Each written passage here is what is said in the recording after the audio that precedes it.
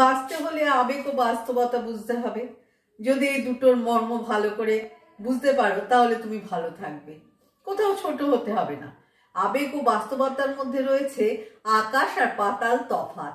আবেগ তোমাকে সাময়িক আনন্দ দেবে, কিন্তু বাস্তবতা দেবে শিক্ষা।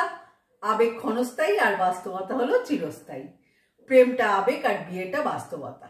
আজকাল 4 বছরের আবেগিক প্রেম ভাঙতে 4 মিনিটও লাগে না, আর অথবা 4 দিনের পরিচয় বিয়েটা কেটে যায় বছরের পর বছর। বাস্তবতার কাছে সবকিছুই তুচ্ছ। দেখা যায় যারা বেশি আবেগী তারাই কষ্ট বেশি পায়, কারণ তারা বাস্তবতা বুঝতে শেখেনি। আবেগ ভুল শিক্ষা দিলেও বাস্তবতা কখনো ভুল শিক্ষা দেয় না। অতি আবেগ কখনো উপরে উঠতে দেয় না, দমিয়ে রাখে। বাস্তবতা উপরে নিয়ে যায়। তুমি কাউকে মন থেকে পেতে চাও, এটা হলো তোমার আবেগ, কিন্তু সময় তোমাকে যেটা দিয়ে যাবে সেটাই বাস্তবতা। তাই সব সময় মনের চাওয়াটাই বেশি প্রাধান্য দিতে নেই। বাস্তবতা তোমাকে কি দেয় সেটাই দেখো। বাস্তবতা মেনে নাও, ভালো থাকবে।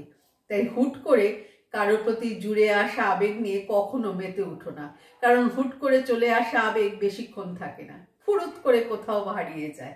বাস্তবতা বুঝতে হলে আবেগের সামনে বিবেককে রেখে দাও। বাস্তবতা নিজে থেকেই ধরা দেবে। ভালো থেকো সবাই, খুব ভালো থেকো, আনন্দে থেকো।